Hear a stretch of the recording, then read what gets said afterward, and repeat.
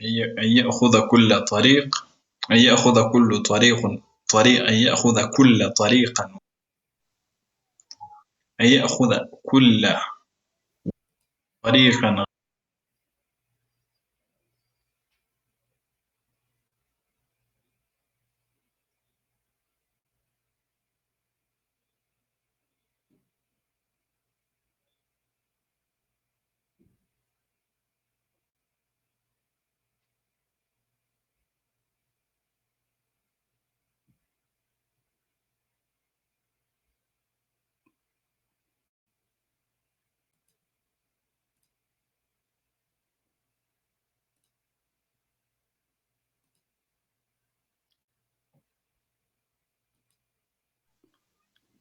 Alright, Bismillah wassalatu wassalam ala Rasulillah sallallahu alayhi wa sallam.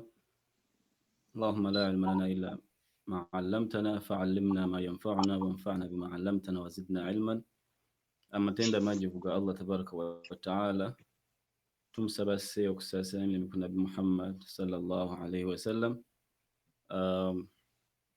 Akawungezi kaliro nga bwe twali tusuubiza tugenda kuba tukyaza Sheikh Ali Kabarega. Sebo Sheikh, salamu alaykum. Wa alaykum assalam wa rahmatullahi wa barakatuh. Okusanyusa okukukyazaako n'okukulabako ku page za Soul Cocktail. Nze asinga okuba nga ndi musanyufu Sheikh Ashraf. Naam. Alhamdulillah, waliwo already abantu bali mu kujoininga network. But I think nedda. Wa alaykum assalam Namtabi, Rashida, Bukhari, Sulai tusanyusa okulaba. So nga abantu bwe bajja bwe bali omanyi abantu baffe bano balina embeera yaabwe beeyita. Okay. Tubaweeyo ka chance ak'okuba nti mutima omulungi buli omwaka onakune naye nga point erimu kuba nti inshallah tugenda kutunuulira ensonga ezimu ku nsonga ezisinga okuba nga nkulu, ezimu ku nsonga lwaki nkulu kwe kuba nti ziconnectinga oba ensonga eno tugenda okugerako econnectinga ku obumu, okay, n'emirembe mu society, n'emirembe mu ddiini, n'emirembe wakati waffe n'abantu abasigadde. Kati ekintu kyonna ekicreatinga contributing towards peace, establishing a stable environment kiba kikulu. So leero tugenda kutunuulira ku art ne skill ey'okuba nti omuntu singa bayagadde okuba ayengaginga mu dialogue ne banne oba n'omulala, because Sheikh ndowooza nawe obadde okiraba tetumanyi bulungi nnyo kwogeramu kugamba kwawukana mu kitiibwa, kwawukana mu mbeera ey'obuvunaanyizibwa. Tutera okuba nti tulwanagana oluusi, tuvumaŋŋana, abamu tuli very intolerant, tetuwuliriza na kuwuliriza, tujja okudebatinga oba mu dialogue nga already twakoze dda presumptions zaffe twazze kuwangula. Okay, so today twagala kulaba ensonga ezifaanagana n'okwawukana. Lwaki okwawukana weekuli? Abaffe tuyinza okutuuka ekiseera nga tetwawukanye nga tuli mu kulaba kintu kyekimu. Ekyo kisoboka kyo.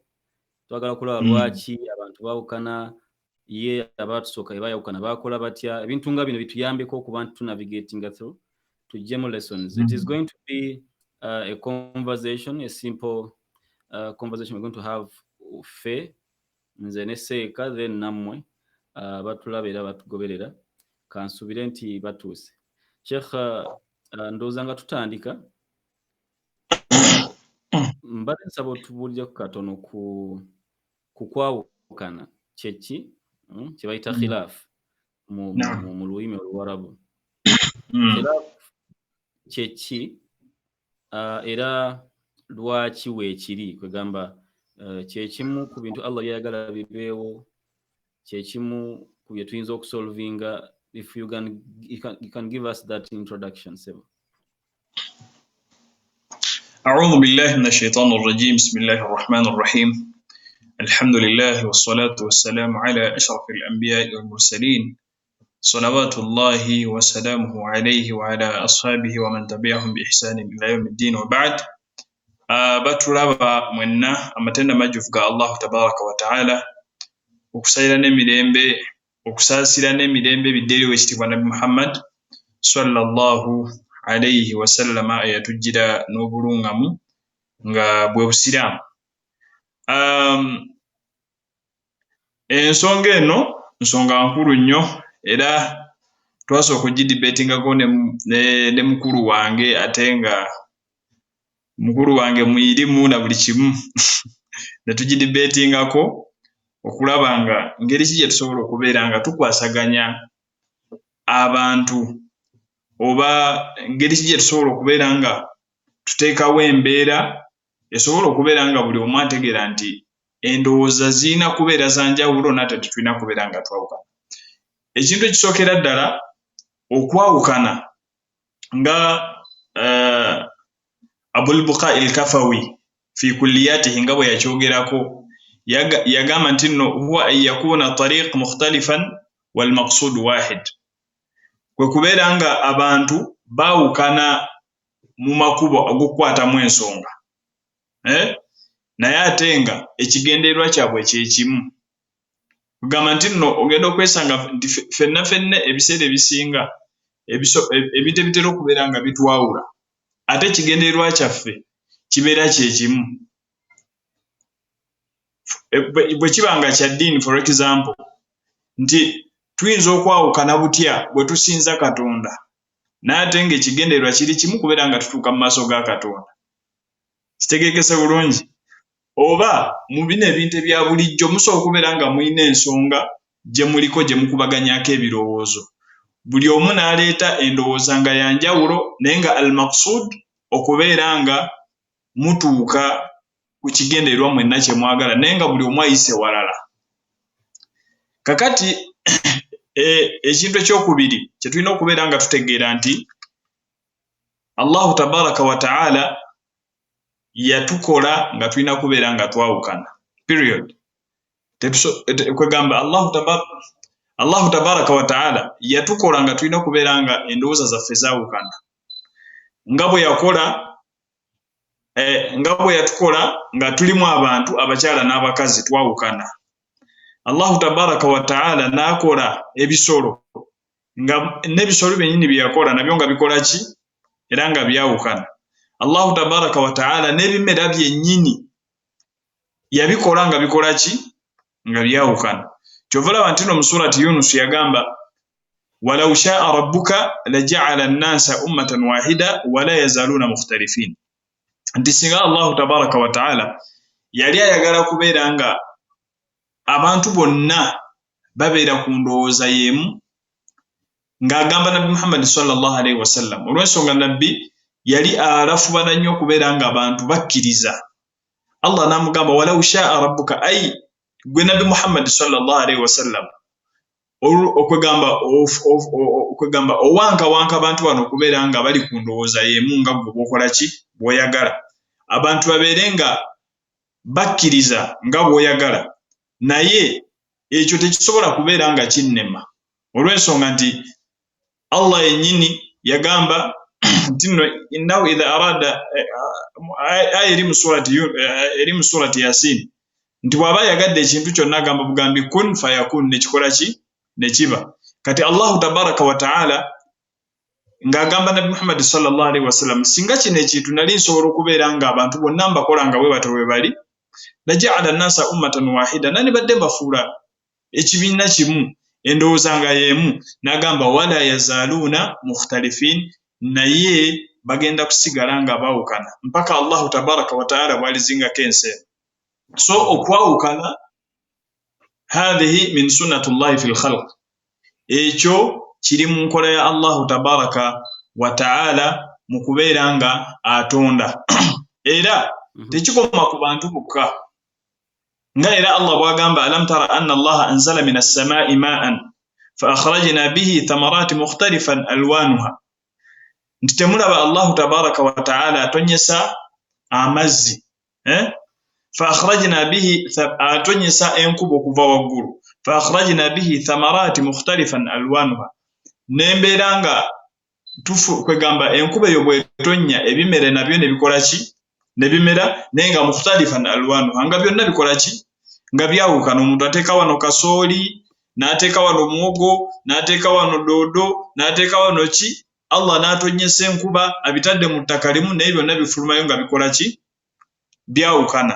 Era Allah yatuukira ddala n'ogenda mu maaso n'agamba nti wa minan nas, ne mu bantu, waddawab n'ebiwuka, wal an'am n'ebisolo, mukhtalifan alwanuhu kadhalik, era nabyo bikola ki, era nabyo byawukana.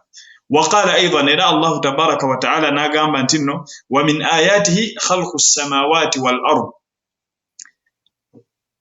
نمو الله تبارك وتعالى خلق السماوات والأرض kwekubera nga atonda ensi, kwekubera nga atonda eggulu n'ensi. Wa ikhtilafu alsinatikum, n'okubeera nga Allah tabaraka wa taala yatwawula mu nnimi ne mu kkala zaffe. Kwegamba Allah tabaraka wa taala yatwawula mu nnimi ne mu tribes, ate nga buli bantu we bali, kwegamba Allah tabaraka wa taala engeri gyatukolamu, buli abantu we baawukana olulimi ne baawukana n'enfaanagana n'endowooza zaabwe zikola ki, n'endowooza zaabwe zaawukana. Allah tabaraka wa taala akasembayo n'abeera nga atutonda mukhtalifina fi aqaidihim, abantu Allah tabaraka wa taala yabatonda nga ne munzikiriza bakola ki, balina okwawukana. Era nga bwe yagamba huwa alladhi khalaqakum faminkum kafirun wa minkum mu'min, Allah tabaraka wa taala era yatonda abantu nga mu bo mulimu abakkiriza nga ne mu bo mulimu abawakanyi. Manyi ekigambo bukafiri abantu batera nnyo kiwulira nga kitiisa, nga kibi, naye nga bwe bakigamba omuntu, naye nga omuntu yenna, omuntu gwe bayita omukafiri, ekigambo obukafiri kitegeeza omuntu nga muwakanyi. Kwegamba mulimu abantu Allahu tabaraka wa taala nga bwe yatukola, mu bo mulimu abamu abakkiriza ebyo Allahu tabaraka wa taala bye yatugamba okubeera nga tukola ne tuva ne ku ebyo byatuganye, naye ne mu bo mu bantu kumanya nti twawukana, mulimu era abasigala nga bakoze eki, nga bo bawakanyi, nga tebaagalira ddala kubeera nga bateeka ebyo Katonda byatugambye mu nkola n'okubeera nga tubyawukanako. So ogenda okwesanga nti nno okwawukana Allahu tabaraka wa taala yakuteekawo nga tulina okwawukana. Kati teeka ne example nti nga tuvudde ku ekyo, example za buli lunaku oba eza bulijjo. Singa Allahu tabaraka wa taala yatukola nga ffenna tulowooza ekintu kye kimu, ba engineer bandivuddewa, ba accountants bandivuddewa, oba ba archaeologists oba ba chemists. Kwegamba okubeera nga Allahu tabaraka wa taala atwawula mu ndowooza kyali kiyamba ffe ffennyini abantu. Allahu tabaraka wa taala yasetinga system eyo nga erina okubeera nga etuyamba, nga buli omu alina okubeera nga dependinga ku munne. Kati teeka ne example nti ffenna tulina okubeera nga tuli balooya, ani yanizimbye amayumba, era singa ffenna twali balooya ani yaniza okuloopa emisango oba singa twali ba doctors, kwegamba ate baani abandi badde bakola ebintu ebirala. So okubeera nga twawukana mu ndowooza n'okubeera nga twawukana mu ddiini, mu kutegeera, ebyo byonna Allahu tabaraka wa taala yabikola nga biri set okubeera nga biyamba ensi n'okubeera nga etambula. So okwawukana tekusobola kubeera nga kuvaawo. Barakallahu fiik. Introduction njagadde nnyo. Abantu baffe already bali mu kugoberera ndaba ebibuuzo bitandise okujja wano, banaawo bwiraba wansi awo nga bwe tubiyitamu. Katusooke tutumire ku bantu baffe wano. Mawanda Fahad Sebo nsanyusa okukulaba. Leero Mildin Hassan omusoose. Omushakil Allah akusaasire, weebale kuba yeeyiganga. Topic yeeyo, topic ya kuba nti twagala kulaba okwawukana kyeki, then twagala kulaba tuyinza butya okuba nti tuyingira mu dialogue. Emu ku bisinza okunyumira nga nze nammwe muyinza okupointinga out mu kwogera kwa Sheikh agambye nti tuyinza okuba nga twawukanye mu makubo agatutuusa naye ng'ekigendererwa kye kimu. Waliwo ekintu ekiri mu kigamba kinzijukiza akafaananyi ke batera okukuba mu mbeera y'okulaba the whole picture. Bamuzibe basatu bonna bakutte ne bababuuza nti abaye elephant enjovu efaanana etya? Basajja bamuzibe bonna basatu bababuuza nti enjovu efaanana etya? Kati buli omu n'agenda akutte ku ggulu agamba mpanvu nnyo eringa ku gundi, n'omulala bw'akwata ku lutu agamba enjovu efaanana bw'eti, kintu kinene kiringa ekisawosawo. Akutte ku mayembe oba ku masanga naye agamba nti enjovu egamba olw'okuba bamuzibe buli omu ajja kunnyonnyola enjovu mu kifaananyi kye. Okay? So kati ekigenderwamu mu kifaananyi ng'ekyo nti kwe kutegeera bino byonna bye tukola bitutuusaawa. So ekyo ekintu nkyagadde nnyo. Then n'ekirala kye ntegeddemu Sheikh nti okwawukana okugenda kubaawo. Okwawukana kwe kumu ku bubumbwa. Ate bwe twogera okwawukana kubagana.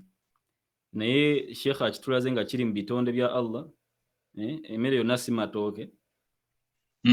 Ate kiri mu bitonde ebikyala n'ebikamba. When you look around, diversity ye point eri mu bulamu. It is like one of the rules ne principles ezifuga ensi eno. Nti Allah tabaraka wa taala yatwagaliza tubeere n'ebintu bingi bituyambeko okuba ntukuza okutegeera kwaffe. Bwentyo bwentegedde. Waliwo ebibuuzo ebitandise okujja wano. Waliwo Mawanda Fahad agambye nti if we are created to be different, then what makes us think that we are on the right path and others are wrong, most especially on the religious perspective? Twakreatingibwa kuba nti twawukana, naye ate kati kyekituwozesa nti ffe tuli ku kituufu. Kati ndowooza ategeeza ffe abasiraamu abalala bali ku kikyamu, naddala ku sayidi y'eddiini gamba ebisigadde byonna okwawukana is not his problem. Naye wano mu sayidi y'eddiini lwaki? Oyinza kumuddamu oti? I think inshallah tugenda mpola.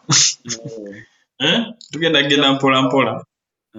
Naam, inshallah tujja kutuukawo. Kale.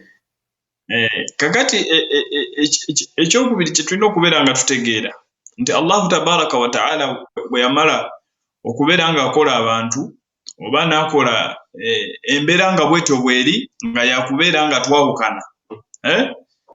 Kakati Allahu tabaraka wa ta'ala n'atusetingira system ki eya dialogue.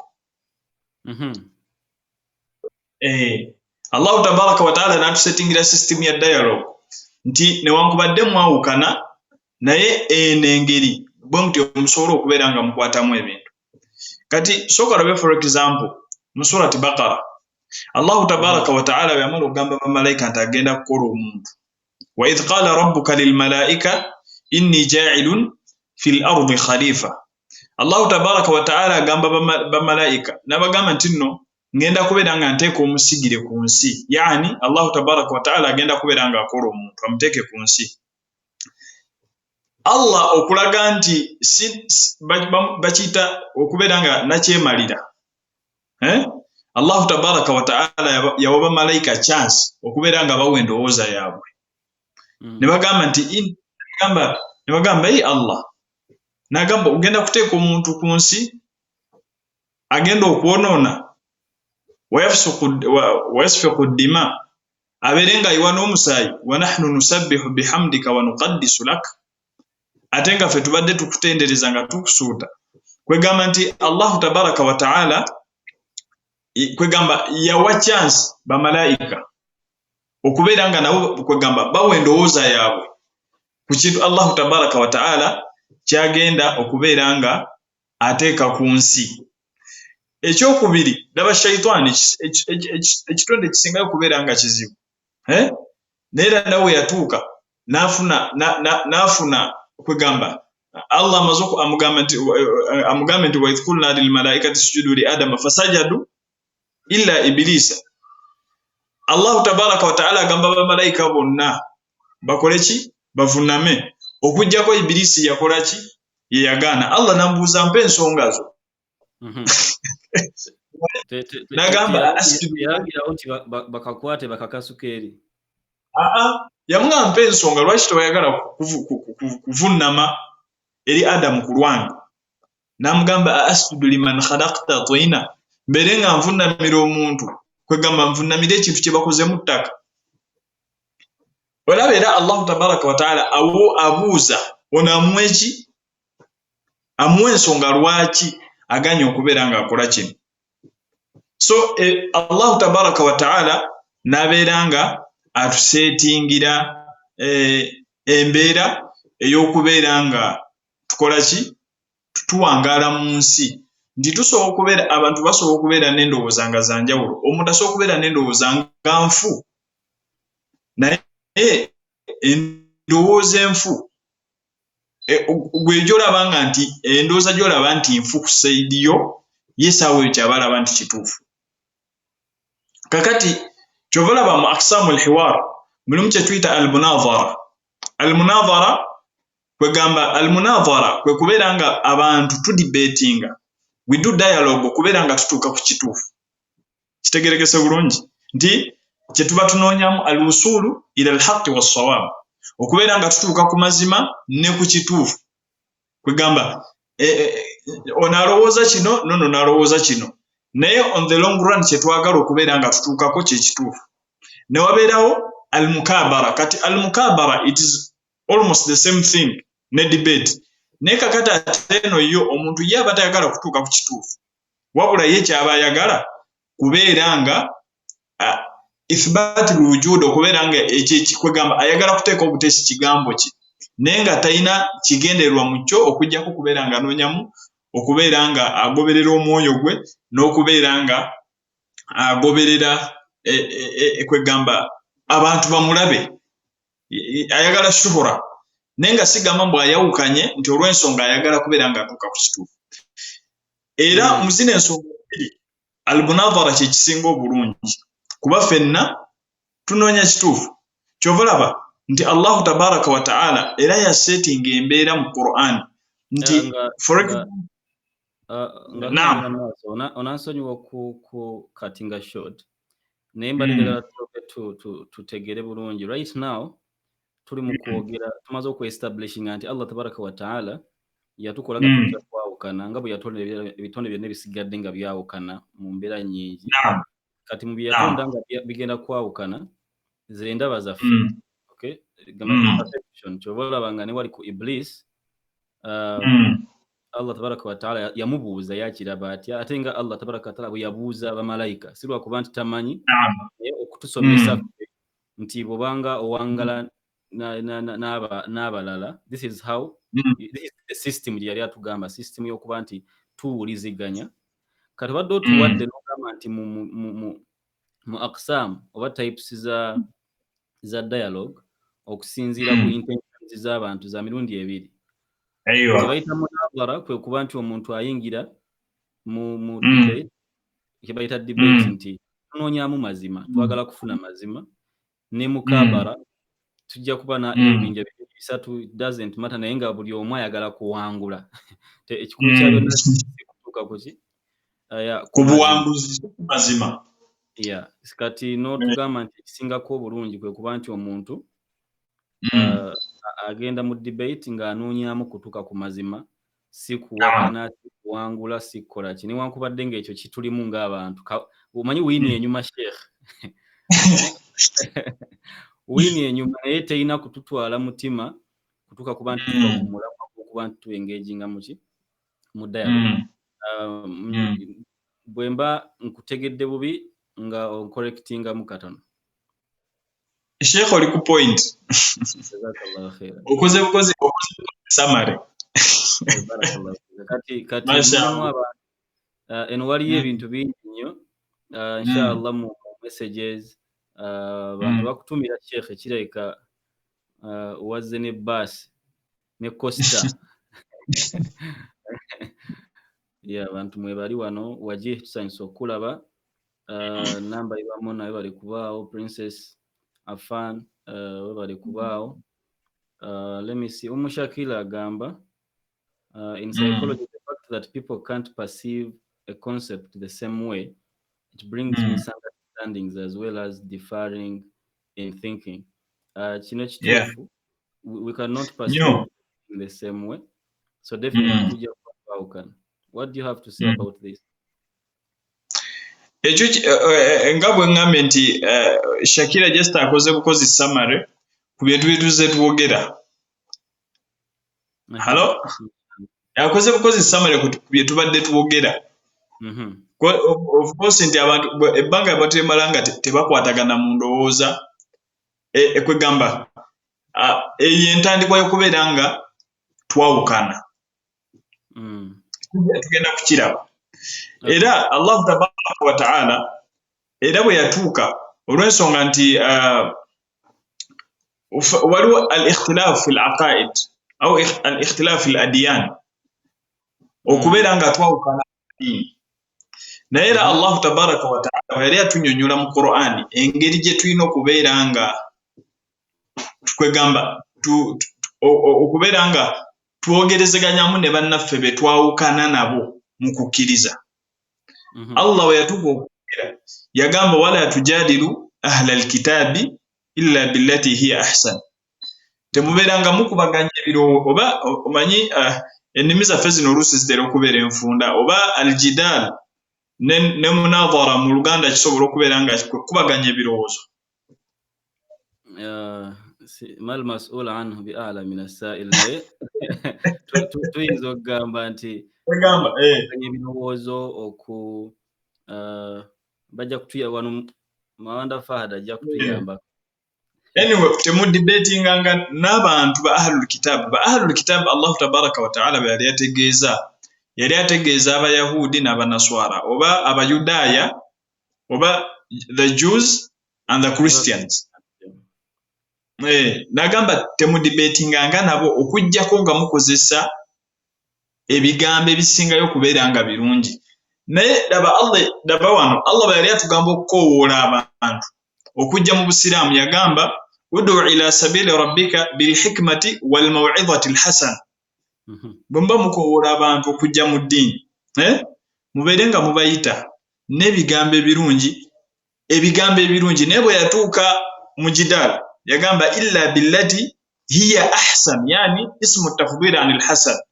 Kwegamba mukozese ebigambo ebisingayo okubeera nga biki okubeera nga birungi. Olw'ensonga omwana Adamu psychology y'omwana Adamu tayagala kintu kikakkanya kintu kyabakkiririzaamu. So bw'oba oyagala okubeera ng'okyusa omuntu okumuzza ku kintu ky'olaba nti kituufu oba okumuzza ku kituufu, olina okubeera nga omuleetera obujulizi nga si mu mbeera yakubeera nga okkakkanya omuntu. Ebintu nga biri logical. Kwegamba oyogera mu mbeera nga si yakumukkakkanya si yakumuvoola. Bw'oba oyagala okubeera ng'okyusa endowooza y'omuntu ogiteeke ku kituufu.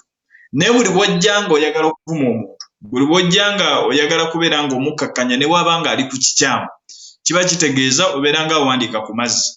Ekyokubiri, laba Nabbi Ibrahim alayhi salaam bwe yayogera ne kitaawe mu surati Maryam. Kitaawe yali musajja ng'amanyikiddwa, musajja baali basinza omuliro. Nabbi Ibrahim baamutumira abantu baali basinza ebintu ebitategeerekeka, basinza omuliro, abasinza enjuba. Naye bwe yali amuyita yamugamba ya abat, owange ggwe kitange, inni qad jaani min al-ilm, nze n'okumanya okutaakutuukako, fattabi'ini, beera ng'ongoberera kumanya okwo kwe nzize nakwo oba eddiini eno gye nzize nayo. Oba oliawo Allahu tabaraka wa ta'ala ajja kubeera ng'akuluŋŋamya ku kkubo ku kkubo ettereevu. Era ne mu surati Bakara bwe yagezaako okwogera ne kabaka n'agamba alam tara ila alladhi hajja Ibrahima fi rabbi an ataahu Allahu al-mulk. Allahu tabaraka wa ta'ala anyumya mu Qur'ani Nabbi Ibrahim bwe yagenda okubeera nga adayaloginga ne kabaka yali amanyiddwa nti in fact yali yerabanga Katonda. Kakati namugamba nti nno nze Katonda wange yuhyi wa yumit, Katonda wange awa obulamu n'akola ki? Natta. ne kabaka n'agamba ekyo nange nkisobola n'agamba omuntu nayita abantu babiri omu n'amutta omulala n'amulekera obulamu Nabi Ibrahim n'amugamba ekyokubiri n'amugamba nze Katonda wange ajja omusana mashiriki n'aguteekawa n'aguteeka magharibi west fabuhita alladhi kafar kakati ne bwolaba embeera Nabi Ibrahim alayhi salam embeera gye yayogeramu okutuusa omuntu ku mazima engeri gye yayogeramu ng'olabira ddala nti bw'oba oyagala okubeera ng'otuusa omuntu ku mazima tolina kubeera nga omuvvoola tolina kubeera nga omuvuma ne Nabi Musa alayhi salam Allahu tabaraka wa ta'ala nga mutumye ne Harun yamugamba idhhaba ila fir'auna innahu tagha mubeere nga mugende wa fir'auna innahu tagha musajja kwegamba yali musajja mwononefu musajja ndoza kye kigambo kyensobola okubeera nga kijeemu mangu amakulu yali musajja mujeemu nga Allahu tabaraka wa ta'ala akimanyi nti musajja mujeemu naye n'abagamba nti no faqula lahu qawlan layyina mubeere nga mugamba ebigambo nga bigonvu la'allahu yatadhakkaru aw yakhsha oba oli awo ajja kubeera nga ajjukira oba oli awo atya ne Allahu tabaraka wa ta'ala olaba Allahu tabaraka naye ng'omuntu Allah gw'abagamba okugendayo boogerezeganye naye nga yagamba ana rabbukumul a'la nze Katonda asembayo okubeera nga wa waggulu ne Allahu tabaraka wa ta'ala olaba usulubu kwegamba ekkubo Nabi Musa Allah liyamu okubeera nga akwata lyali lyakusooka kwentayisinga muntu ono kumugamba bigambo birungi kwegamba amuyite mu debate kakati era Firauna amugamba qala fabar rabbukuma ya Musa owange gwe Musa Katonda wammwe yaani olw'ensonga yalaba ye Katonda okiraba so Firauna wazekuli ne Nabi Musa ne weebuuza ekyo Nabi Musa amuddamu buzi nti Katonda wange nti yatonda buli kimu era n'alungamya nga debate nga bweri mu surati Taha naye nga Nabi Musa tamuddamu bigambo bivvoola wa ma'adhalika ng'oli yali musajja nga tughyan kwegamba nga ali awo so okubeera nga bwe tuba twagala okubeera nga kwe kuddamu ekigambo kya muganda wange oli kye yasoose okubuuza nti bw'oba oyagala okulaga omuntu amazima ekisookera ddala kubeera ng'omulaga obujulizi ekitegerekese bulungi naye obujulizi obwo buleeta otya mu mbeera esinga okubeera nga nnungi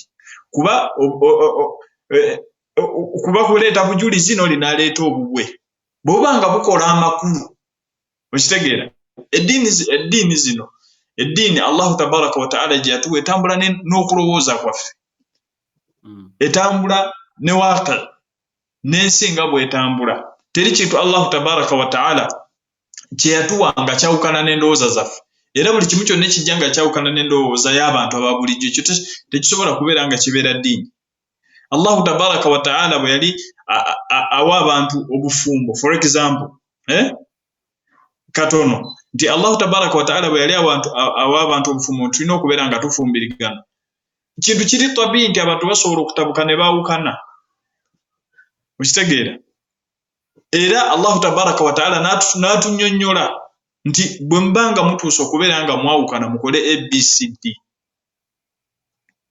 kwegamba nti ebintu Allahu tabaraka wa ta'ala byatuwa bikwatagana bulungi n'embeera zaffe kwegamba biri practical Allah tasobola kutuwa kintu kiri practical so bw'obanga oyita omuntu okujja okulaba amazima olina okubeera ng'omuwa obujulizi tuqimu alayhi alhujja so n'omuntu oli bw'abanga badde ayagala amazima ajja kulowooza naye bw'abanga badde tayagala amazima era tajja kulowooza so kakati tosobola kubeera ng'okaka omuntu okulowooza ekyo ky'olowooza naye ky'olina okukola kiri kimu nga Allah bwe yagamba Nabbi sallallahu alaihi wasallam balligh ma unzila ilayka min rabbik gwe ky'olina okukola kiri kimu gwe tuusa butuusa ebigambo ebyo bikusiddwako okuva ewa Allahu tabaraka wa ta'ala innaka la tahdi man ahbabta walakin Allah yahdi man yasha naye bwe kibanga kyakuluŋŋama ekyo togenda kusobola kukikola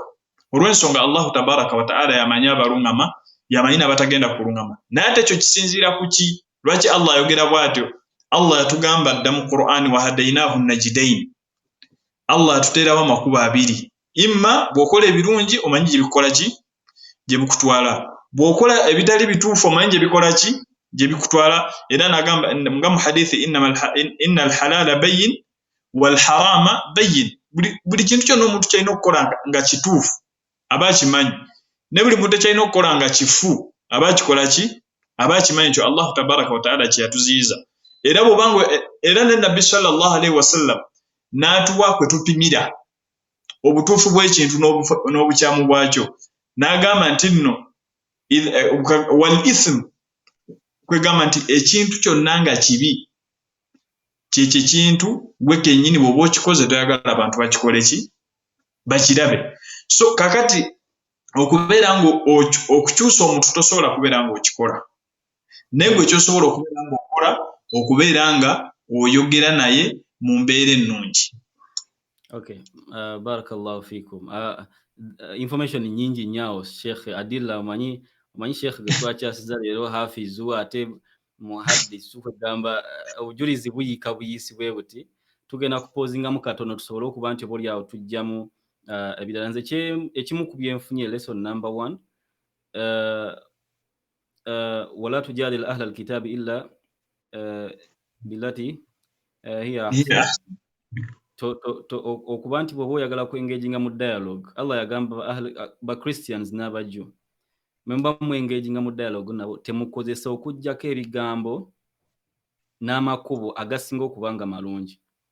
Point nze gye nsinzemu okufuna wana nti bw'obanga oyita era okoowola kudda eri Allah tabaraka wa taala ng'eddiini yo giwa ekitiibwa nga ne Allah omuwa ekitiibwa, tosobola kulonda bigambo binafu, tosobola kulonda bigambo biyabayaba bivuma, because bw'obanga ddala naye kyokkiririzaamu okimanyi nga ddala oyagala oli omuntu akwegatteko, tosobola kulonda bigambo bimuvuma, tosobola kutandikira kukuyingiza bazadde be muliro, tosobola kutandika kugamba, tosobola kutandika kukwata kaalo ke konna n'okasalako n'ogamba nti n'obaka engeri gy'okka demoralizing.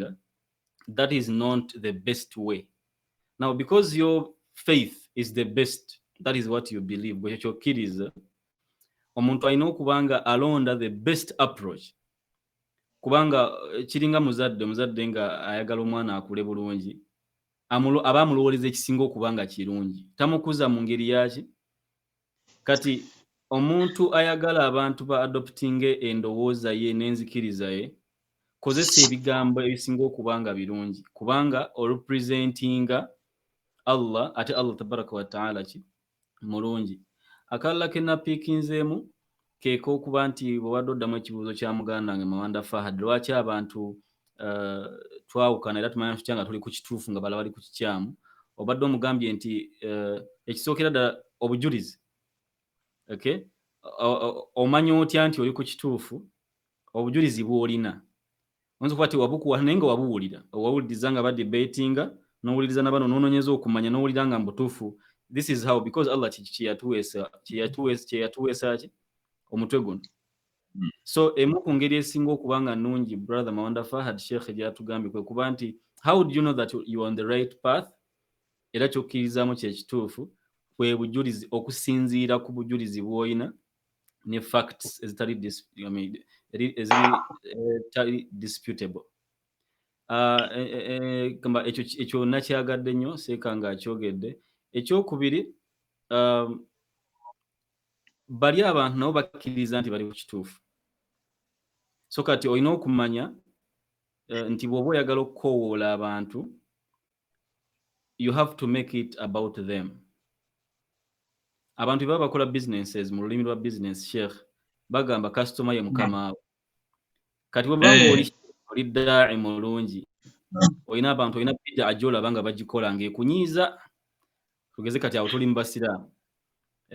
Olaba nga alina engeri eyisaamu etali nnungi nga gw'oyagala ogitereeze. I think olina okwejja mu kifaananyi. It is not about you. It is about the other person. Bw'obanga ddala enniya yo yakuba nti abantu bali obalungamya oba oyitirako okuba nti Allah abalungamya, togenda kuteeka emotions zo mu picture.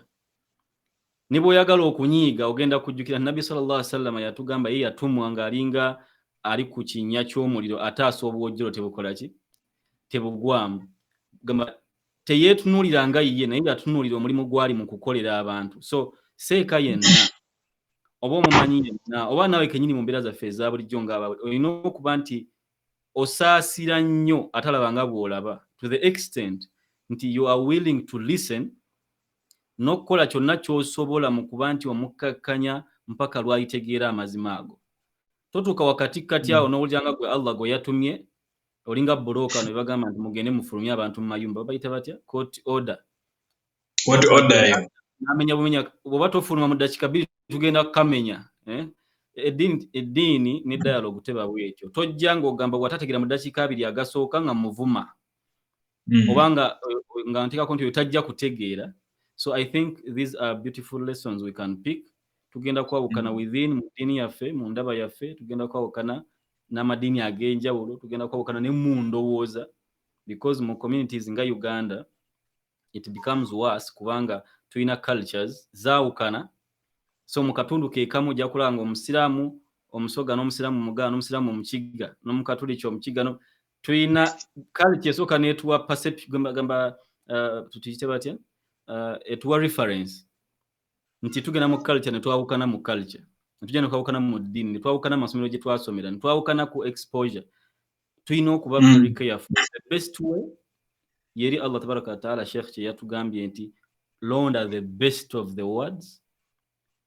era bw'olaba ng'oli mu kuvuma ng'oyomba ask yourself am I choosing the best ddala ekkubo ly'ennonze lye lisinga obulungi okurepresentinga kyenzikurizaamu oba kakati hududhu nafsi nze njagala okuwambula kati njagala kuwambawo wano ego so these are some of the lessons I picked tuli mu 42 minutes so far tulina eddakiika ndowooza ekinene nnyo nga abiri nja kuleka Sheikh maaso naye nga tanaba kugenda maaso ndabe wano ebyegambo ebyazze Mawanda Fahad yagambye barakallahu fikum I'm impressed with your kind of analysis I wish our superiors in Deen would also bear in mind that people's views are in most cases a reality until convinced otherwise but not forced this is very important omuntu yekyakkiririzaamu kituufu mpozi akalala kenyinza okwongera ku nsonga ya muganda wange Mawanda people should also understand that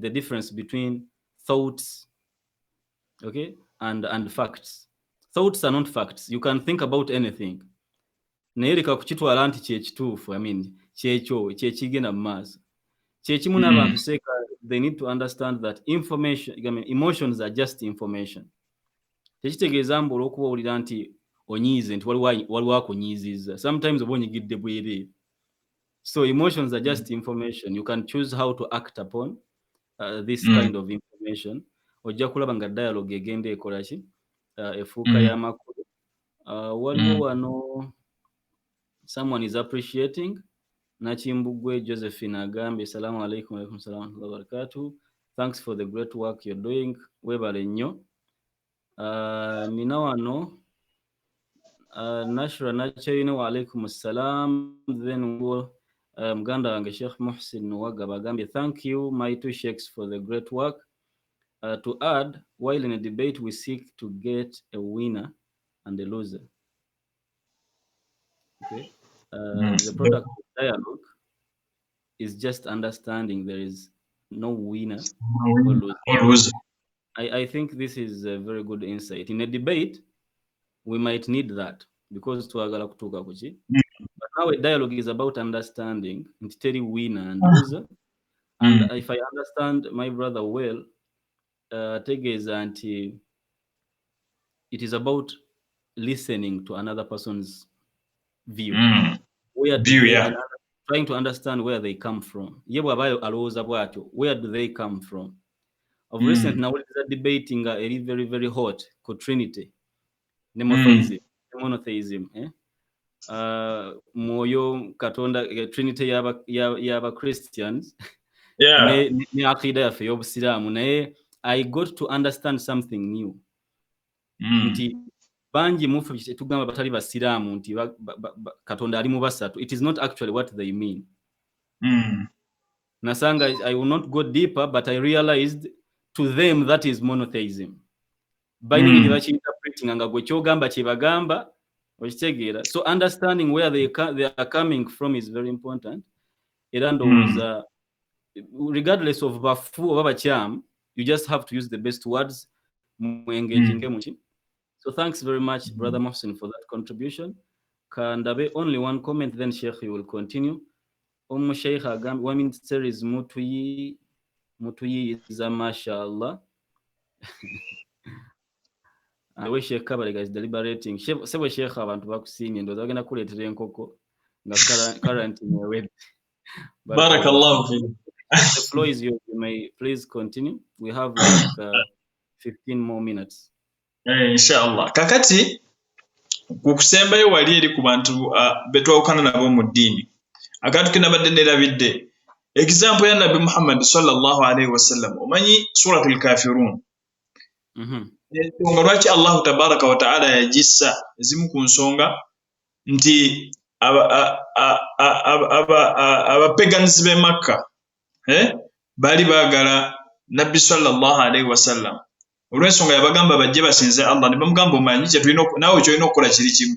Jangu ng'osinze ku bakatonda baffe, naffe tujjanga kujja tusinzeyo buli bw'ojja n'osinzanga naffe, it becomes a win-win situation.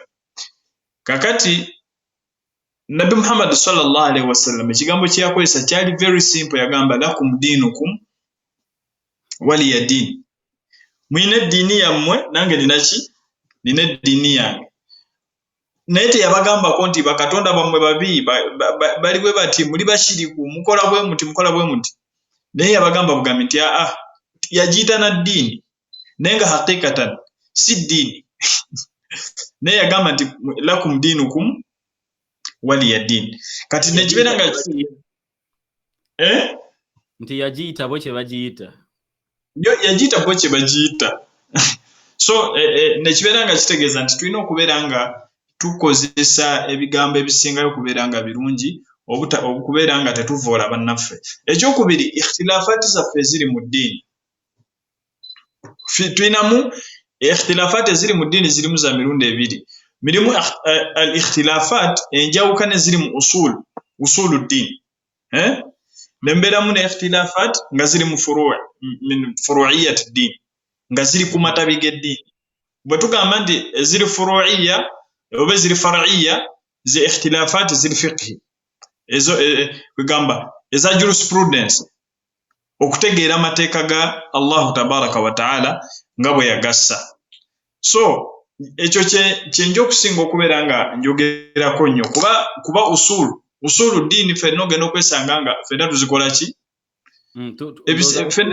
Usuluddin tuweeyo ku example mu Usuluddin Sheikh ategeeza la ilaha illallah shahadatain.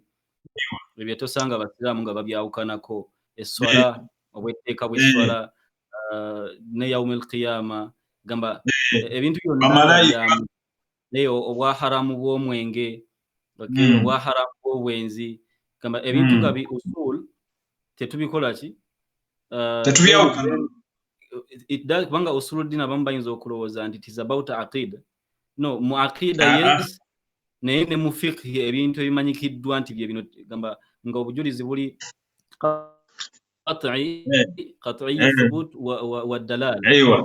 Eswala yateekwa, zaka yateekwa, tuva ino ga zaka ya sunna. Ekiseka kyayita mu noga nti eswala abamanyi bayawukana mu zuhuri. Ezo fundamentals zagamba nti waliwo enjawulo mu dialogue ne mu kwawukana nti omuntu ayinza okwawukana ku ebyo fundamentals z'eddiini, ayinza okuba nga ayawukanye mu furu' era nakuba ekifaananyi kya jurisprudence fiqh. Kakati ensonga ezo tugenda kwogera nnyo ku ebintu ebisinga okubeera nga bitabula abantu, ikhtilafaat eziri fiqh. Kuba ekyenkakasa obulungi nti abantu abasinga obungi bonna kwegamba ziri usul oba ebikolo ebyeddiini kweyimiridde tewali abyawukanamu. Era kasitookera ku makyano gwe n'oleeta ekintu kyo noga nti nno nti bamalayika oba tubakkiriza oba tetubakkiriza mbugoleetawo khilaafu. In fact abamanyi abamu bagamba ekyo kisobola okubeera nga yukhrijuka min al-milla. nenga ebyo byo tugenda kubeera nga tubidebatingako nnyo naye tutunulire bino ebintu bya bulijjo ebitusumbuwa bye twawukanamu kwegamba nga byetaaga okubeera nga tutegeera ekisookera ddala nti Allahu tabaraka wa ta'ala bwe yassa Qur'an bwe yagissa yagireeta kwegamba yali Qur'an it is in a parable way. Allahu tabaraka wa ta'ala ebigambo byawandiika obiraba nga bw'oba ogisoma the rhythm is, you might think even it's poetry okitegeera kakati Qur'an Allahu tabaraka wa ta'ala teyaginnyonnyola yalina okutulekerawo obwongo era osanga mu ayati nyingi zigamba afala ta'qilun temutegeera temukola bwe muti nga kwegamba ebintu bingi ebijja ng'atubuuza nga bikwatagana n'entegeera yaffe kati kitegeeza nti Allahu tabaraka wa ta'ala yatulekerawo furuja yatulekerawo space ey'okubeera nga twetegereza amateeka ge era ekyo ekintu kyennyini kye kikuleetinga knowledge singa tewaliwo okwawukana mu ndowooza tewandibaddewo knowledge kitegeregese bulungi tewandibaddewo knowledge olw'ensonga ffenna twandibadde tulowooza ekintu kyekimu kakati bwe kibeera nga kiri bwe kityo ba ashabu ridwanullahi alaihim ajma'in bennyini baayawukana mu bintu ojja okusanga Ibn Abbas radiyallahu anhu ne Ibn Umar wale ne engeri ndooza debate engeri ekwegamba omusomo ngeri gye guli ilmi kambyogereko kiki ekyo sheikh kasita otatuyitirirako omanyi ffe twagala bintu nga byangu kati ogenda okwesanga kale ebyo kambireke kuba ogenda okwesanga nga Ibn Abbas radiyallahu anhu ayawukana ne Ibn Umar radiyallahu anhu kubeera nga tuwasaba ahlul kitab wano Ibn Umar alaba aya egamba nti nno temuwasaba ahlul kitab ate aya endala nga zikkiriza okubeera nga Ibn Umar alaba nti nno tetukkirizibwa kubeera nga tuwasa mushiriku ate mu aya endala ziraga nti nno ba ahlul kitab ate ba ahlul kitab fe mu aqida yaffe ey'obusiraamu ogenda okwesanga nga hum ashabu tathlif kati ogenda okulaba nga Ibn Umar abuuza nti shiriki kyesinga ekyo okitegeera nenga ne Ibn Abbas radiyallahu anhu ayina wijhatu nadhar agamba nti asile bano shiriki Allah tabaraka wa ta'ala gyali ategeeza kati ogenda okulaba nti ne ashabu ridwanullahi alaihim ajma'in nabo bennyini bakola ki baayawukana ne tudda ku battabi'in nabo bennyini bakola ki baayawukana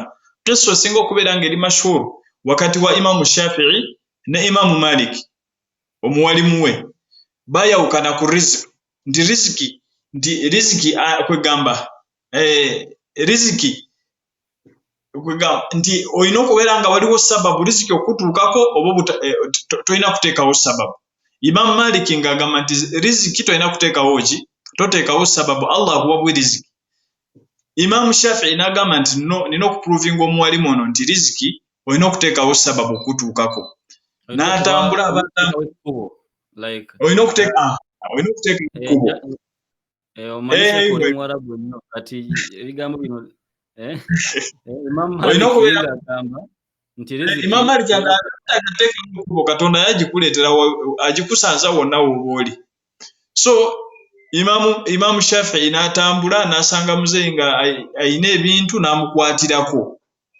kati bw'atuuka watuuse muzeeyi yayina entende mu kibbo n'agamba waaye mwana gw'engeri gy'onnyambyeko kwata entende ne Imamu Shafi'i n'agamba omuwalimu mufunye n'atuukayo n'akwata entende n'amuwa kati amala omuwa n'amugamba entende zino zenkuleetedde wagamba nti riziki tolina kuteekawo kkubo neze nsanze muzeeyi nemusitulirako era nampa ku ntende ze zino zenkuleetedde ne Imam Malik n'amubuuza kati nze nkoze eki n'andaba nange binsanzizza wano you get ne ogenda okulaba nti nno omu yali anoonya mazima kyetwayogeddeko kiri ekyasoose buli omu yali anoonya mazima bagenda okukomekkerera nti baayawukana mu gundi baayawukana mu kubeera nga bagatuukako naye nga gatuukiddwako kwegamba ne kibeera nga kitegeeza nti no ahyanan Allah asobola okubeera nga akuwa riziki nga tolina kyokoze n'ate nga ebiseera ebisinga olina okuteekawo amakubo kakati ne kiva ku ekyo ne kidda ne ku bamanyi abaddawo nti ekikulu ekiri mu kino kye tulina okubeera nga tutegeera nti nno nsonga ki ezaaviirangako abamanyi baffe ab'obusiraamu okubeera nga baawukana. Ezimu ku nsonga ezaaviirangako abamanyi okubeera nga baawukana huwa ra'i, endowooza nga Imaamu Shafii bwe yagamba. Imaamu Shafii yagamba nti nno buli wabeerawo endowooza nga zaawukana, ekyo kyennyini kiteekawo abantu okubeera nga baawukana mu ndowooza. Era bwe baali bannyonnyola ekigambo ra'i nga Ragib al-Asfahani bwe yali akinnyolako mu kitabo kye kya Mufradatil Qur'an, yagamba nti nno endowooza yakunu i'tiqadu nafs, kubeera kukkiriza kwa mutima, ahadu naqudain, kwegamba omuntu asobola okubeerawo ng'alina ebirowoozo nga bikubagana mu mutwe gwe, naye ekirowoozo ekisinga okubeera nga kiwangula kinnaakyo yebeera endowooza ye. Ate ye Imam Ibn al-Qayyim nga mumanyi kiri takirinaamu mu mutwe, kiri tekitegeeza takirina mu mutwe, naye lwakuba nti kino bw'abigeraageranyiza agenza okulaba nga kino kisinga ku kiri kyatambula nakyo, kwegamba n'abeera nga ekyo ne kifuuka ekirowoozo kye. Imam Ibn al-Qayyim al-Jawzi mu kitabo kye kya I'lamul Muwaqqi'in bwe yali ayogera ku ndowooza kitegeeza ki? Yagamba ma yaraahu al-qalb, kyekyo omutima kye gulaba oluvannyuma lw'omuntu okubeera nga alowooza n'afumiitiriza. Wa talabu limaarifati wajhi sawab, oluvannyuma lw'okubeera nga anoonya ekimutuusa ku mazima. Kakati amazima gano gaba atuuseeko yebeera ki? Yebeera endowooza ye. Era ne Imam al-Baji bwe yakyogerako mu kitabo kye kya Minhaj fi Tartibul Hijaj ne mu kitabo kye kya Ihkamul Fusul, era naye bwe yali akyogerako yagamba nti no idraku sawab kwe kubeera ng'omuntu endowooza yatuuse ku kituufu mu kulamula ng'ekintu ekyo tekiriiko nasu, nga tekiriiko nti oba Nabbi sallallahu alaihi wasallam yakyogerako bw'ati oba mu Qur'ani kiri bwe kiti. Nga bw'olaba ekigambo kya Imam Malik kye yayogera, ekigambo ekiri mashhur ennyo, yagamba nti no kullu kalima tu'khadh wa turad illa sahibu qabri hadha. Yagamba nti no buli kigambo kyonna kisobola okubeera nga kitwalibwa oba ne kirekebwa okujjako ebigambo, n'asonga ku kabuli ya Nabbi n'agamba okujjako ebyono byo tulina bitwala tewali kyakukola. Kwegamba olw'ensonga nti no hadha yuha ilayhi, naye kakati gwe omuntu wa bulijjo ani akuwa obubaka?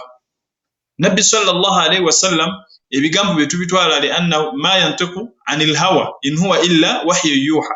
Naye ebigambo byaffe by'abantu aba bulijjo omuntu osobola okufuna endowooza nebeera entuufu oba neetabeera ntuufu. Ka annahu yaqul, nti buli ndowooza yonna esobola okutwalibwa oba neerekebwa, kwegamba esobola okutwalibwa nga ntuufu neerekebwa nga si ntuufu, okujjako ebigambo by'ekitiibwa Nabi Muhammad sallallahu alaihi wasallam.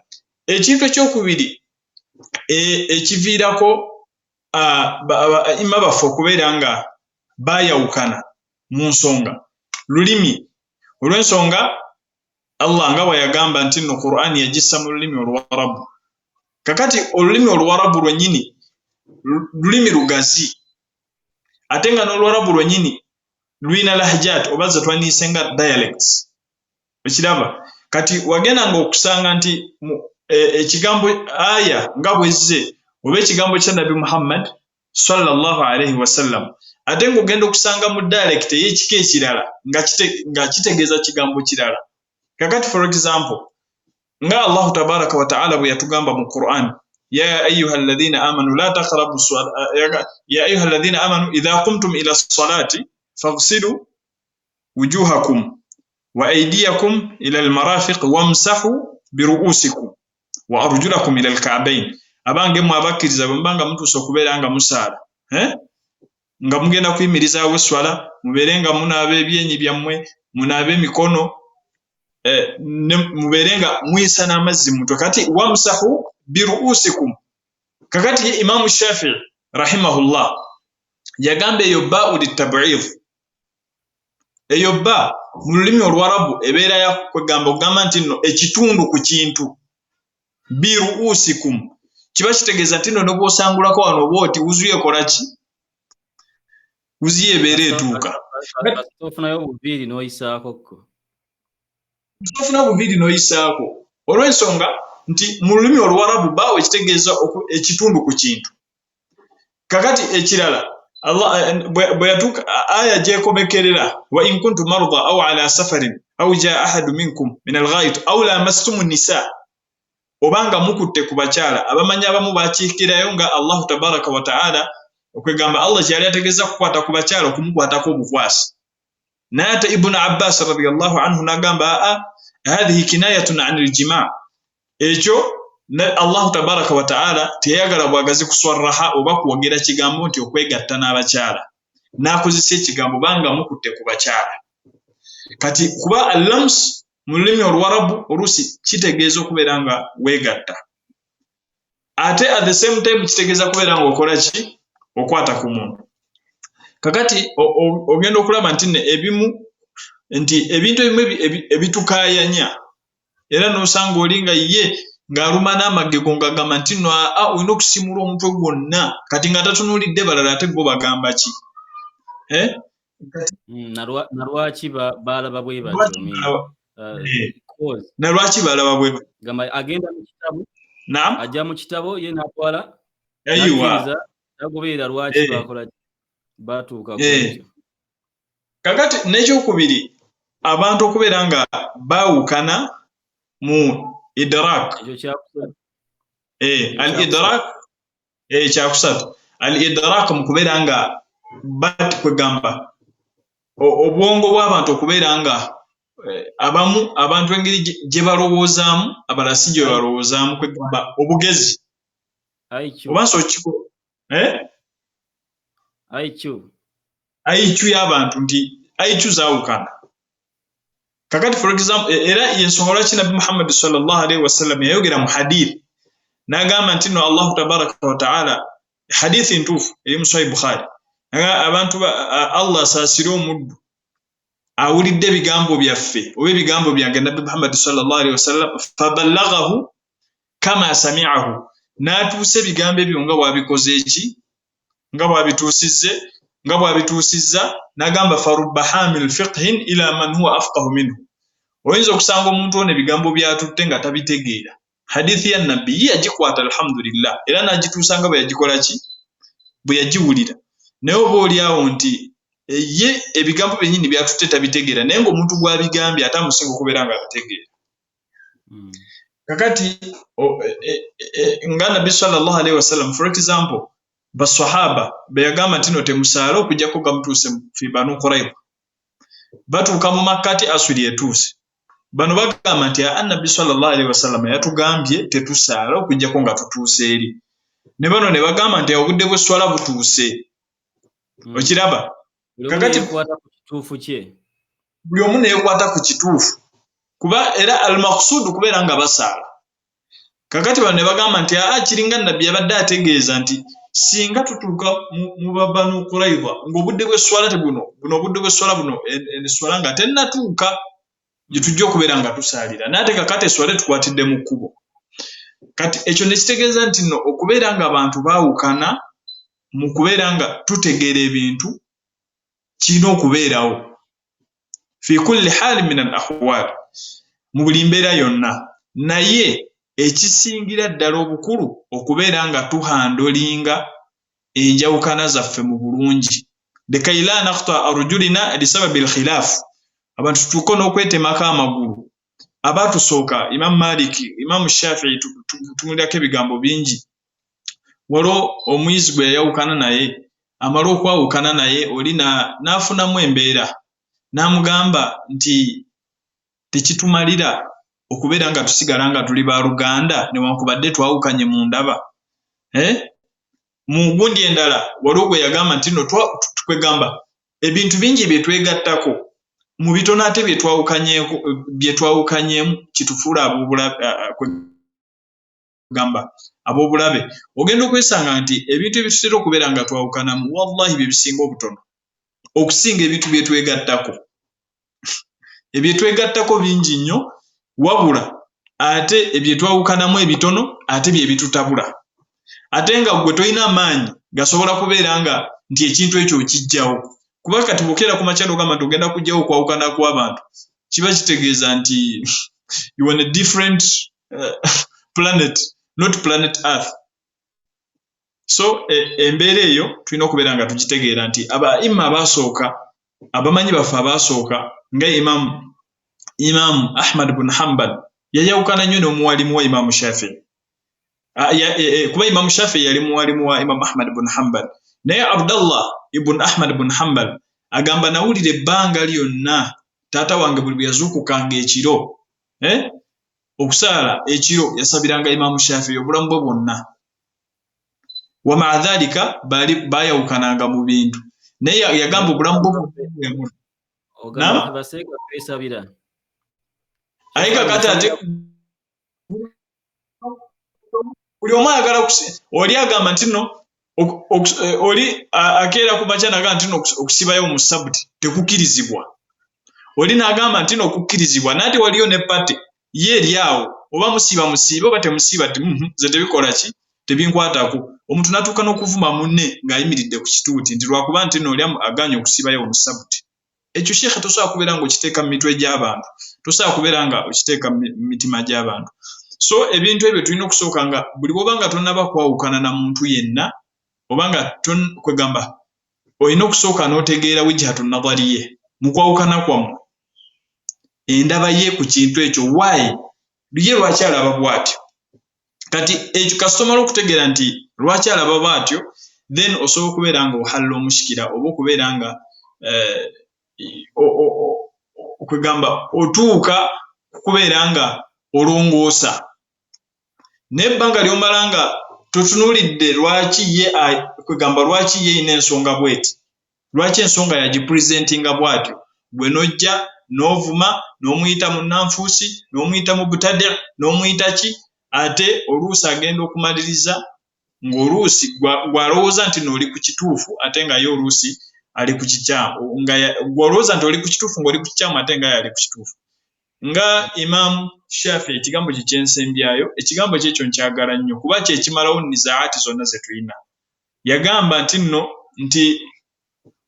nti nno qawli khata yahtamilu sawab nti ekigambo kyange kiyinza okuba nga si kituufu naye kiyina sayidi endala ki ntuufu wa qawlu ghayri sawab yahtamilu al-khata nti ate ekigambo ky'omuntu omulala kiyinza okubeera nga kituufu naye ate sayidi yakyo emusiki si ntuufu lwaki nti ezo loopholes ze tulaba mu bigambo that's what creates an argument kwegamba tosobola kuleeta kigambo kyonna nga bwe wagambye ku bannaffe abakristaayo ogenda okulaba bogundi yaabwe approach yaabwe ku nsonga ogenda ogisanga ng'ate nga it is almost connecting to ours naye olw'ensonga nti oluusi ebiseera ebisinga tuwuliriza nga ffe kye twagala kubeera nga tuddamu tetuwuliriza kubeera nga twentanalyzinga ebintu n'okubitegeera naye singa Allah atuwa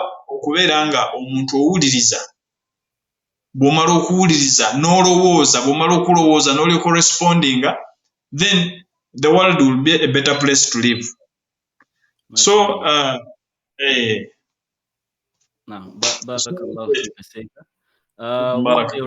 obudde bwaffe bwayiseemu okusinziira ku bwetutera okuba nti tukola naye nga it was necessary mujja kutusonyiwa gamba ebigambo ebirungi byo bingi tebiyinza kuggwayo ku nsonga nze kenyinza okwongerako nti dialogue ne debates naki si bya buli omu alina okumanya waagwa Allah tabaraka wa taala buli omu amuwa amaanyi naye bw'omanya nti tolina nnyo bugumiikiriza toli tolerant ego yo y'amaanyi nnyo wali badde onoonyayo ebirala by'okola engeri gy'oweerezaamu eddiini n'otayita mu lino ekkubo kuba clearly lino ekkubo liri challenging nnyo gy'oli onyiiga mangu otabuka mangu kugamba bw'oba oyagala kugyetisaako nga challenge oyige to treat yourself okuba nti oli calm oli ki it is okay naye omuntu weemanya okwemanya kikyoli ne wawookoma kintu kikulu nnyo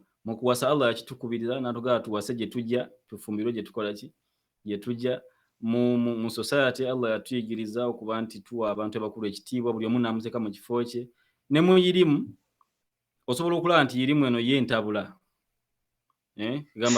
gamba akapaati k'okuengaginga mu dialogue n'abalala ne mukhalifu no yakwawukanyeko ko kakutabula kaleke oleke kukola kavuyo because bonna akalemerako ogenda kuleeta bingi nnyo ate tebajja kukubanga gwe muntu bajja kuba kyokkiririzaamu ate otwaliremu n'abalala bonna abakkirizanga gwe mwena musigale nga temukoze eki. So I think tukizzeeyo kukuba nti muntu yeemanya nti kino kyo nkisobola kino sikikola ki kubanga kwokkaayana n'obuwanguzi buyinza okukukema nolowooza nti ogenda mu dialogue gwojja okuwangula n'osanga akasajja nga kanywevu kati nomaliriza ngo mu kifo ky'okwogera obujulizi bwo okakutta ettaayi onyiize olangira ovumye naye nga gwe wakyetandikidde. So that was my addition. Mbadde nsaba ssebo Sheikh nga tunakuggalawo tunuleko mu comments z'abantu baffe wayinza kuba waliyo ekibuuzo kyebagala okubuuza. Waliwo yabuuziza nti ate abashiya ng'osanga nga usulu ziringa zezimu ng'osanga nga usulu dini ziringa zezimu nga nabo bakkirizaga noza ekibuuzo kyagamba nti abashiya bakkiriziganya naffe ku usulu dini kale ate bo ki abashiya twawukanira wa just mu ngeri eri quick kuba kati guno nagwo musomo kakati awo tuba tuyingidde ate mu firaku kakati abashiya si bokka waliwo abashiya waliwo abakhawariji waliwo abakadariya baliwo bamutazila ne bajahmiya naye soko malayo ngenda kukola suggestion response nti kwegamba mu kwawukana kwaffe ngenda muwa just egundi okwawukana kwaffe mu aqida mu usul kwina mi'yar abamanyi kwe bakoma okubeera nga wali bitemu batayingiramu kitegerekese bulungi kakati waliwo firaku ezimu ezaava kwegamba bayawukana kwegamba ku minzaani eyo kwe balina okubeera nga twawukanira buli kimu kyonna mu busiraamu kirina we kikoma kakati ndooza kyekintu ekisobola okubeera nga kisamarizinga nti ogenda okwesanga abashiya okubeera ebintu byabwe it was based on politics ne bajja nga bongeramu ne kiva mu politics bwe kyava mu politics ne bajja nga bongeramu enzikiriza ezitali ntuufu ezimanyikiddwa ez'okubeera nga bavuma baswahaba ez'okubeera nga bamu batuuka n'okubeera nga babakaafuwaza ng'endowooza zaabwe si ntuufu kakati ekyo kijja kubeera kirala nti kibeera kya mu busiraamu oba si kya mu busiraamu inshallah Sheikh bali batuwadde obudde obulala bwe tujja ate tukole ki tubigaziye naye nga kyetulina okubeera nga tutegeera nti ikhtilafat ezibeera mu creed zina minzaani kwe bazipimira mutawilaati mu kubeera nga tuvunula sifati za Allah naki kakati waliwo wootasukka kati buli bw'osukkawo awo ate obugenda kubeera nga obula ndooza kyekyangu kyensobola okubeera nga njogera bwe ntyo ekyo nza kikwatagana ne point of correction si oyawagaye nti si bannaffe abo bashiriku bennyini well Aisha Twachigundi is my friend naye kino sikina kukwatagana naawe manyi ekiriwo nze kinyinza obbagamba nti ebimu ku nsonga mu usulu ddiini mulimu okuba nti owakanya ebyo byajja mu Quran ya asulu esinga obunene kati okuwakanya nebanyukutemu bweti kati ekimu ndowooza ku nsonga lwaki abamanyi abamu bakwata bashiya ne babateeka ku sayidi endala of course si bonna group yonna teyinza kubanga eri ku kintu kyekimu mubaamu baseeka mubaamu abamanyi so kizibu nnyo okugamba nti abantu bonna abo si basiraamu naye nga mu nsonga ezimu kwe kuba nti Allah yassa obujulizi obugamba nti Aisha teyagwa mu bwenzi ate bo ne basigala nga abamu bakyakola ki bakyamukasukira obwenzi kaheroko obujulizo obuli mu Qur'an ojja kukiraba nti babanga bawakanyiza Qur'ani butereevu ate okuwakanya Qur'ani butereevu kisobola okujja mu busiraamu. Debate yaffe teri ku Bashia naye twagadde okujjayo ekiraga nti ebintu byonna bye tukkaanyaako ebinene abamanyi bateekulla usuluddin ne furu kati mu fikhi waliyo usuluddin ne furu ne mu aqida waliyo usuluddin ne furu kati oyinza okujja n'akaayana mu Isra wal Miraj nabbi yava ku buliri bati yava ku buliri waliwo okukaayana so eyo giraba nti faro abamu bagamba hadithi ziraga nti yasituka n'agenda n'omubiri gwe nati abalala bagamba nti ate nga abaawukana batandikirawo Abu Huraira na Aisha ku ntandikwa nga nabbi akyakola ki so naye ng'olaba nti ekyo buli omu gy'agenze tekyajja muntu mu ddiini kubanga awo tuli mu furu'uddin wadde ziri mu aqida. Seeka wange tweyanziza nnyo ebigambo by'olwaleero nsaba Allah tabaraka wa ta'ala atuweemu obulungi n'abatugoberedde mwonna okumala ebbanga lino lyonna. Nja kusaba okole closing statement tusiibule abantu baffe inshallah. Ndowooza tujja kuddamu tukukyazeeko bonna bokkiriza inshallah. Closing statement yange kye tulina okubeera nga tutegeera nti okwawukana kuno kuli nnomo wakati waffe. So ekikulu kiri kyakubeera nga buli kimu kyonna nga tukikwata mu mbeera ey'obuvunaanyizibwa. Kintu ekisinga obukulu nti okutegeera oli nti ono munnange just twawukana mu kino n'ebisigadde musigale nga mukolagana. Oli muleke Sheikh agenda yeeriira amawuledi ge gwe oba togendayo. Naye ekisinga obukulu okutegeera nti musiraamu munno ye asu. Ekyokubiri nze ndi musuubuzi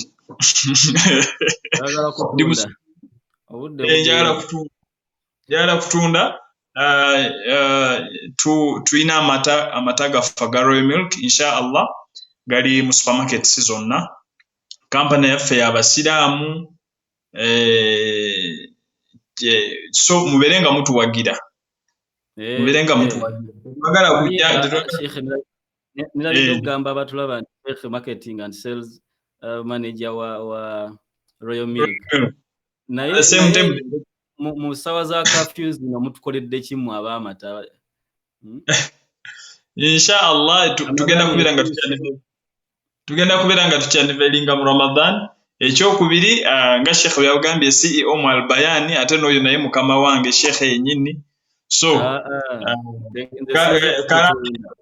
karantini bw'eba ewedde inshallah tujja kugenda tukole umra biidhinillah inshallah n'Albayani nabaddeko inshallah tujja kweyongera topic teweddeeyo topic nnene topic erimu ebitabo biramba inshallah tujja kugenda nga tujjayo mpola mpola tulabe inshallah nga tukoze eki abantu bagee mbawe ku mata seeka waliwo agambye naye twawukana nnyo mu busiraamu we nashira nkumanyi gwe toyinza gamba nti twawukanya nnyo mu busiraamu gwe oyawukanira ku ki gwe owuliriza buwuliriza nashira omugoberezi gwe oba oyawukanira Allah I'm joking with her because I know she won't get angry naye kati wakwiriza kugoberera londayo seeko ogoberere va mu njawukana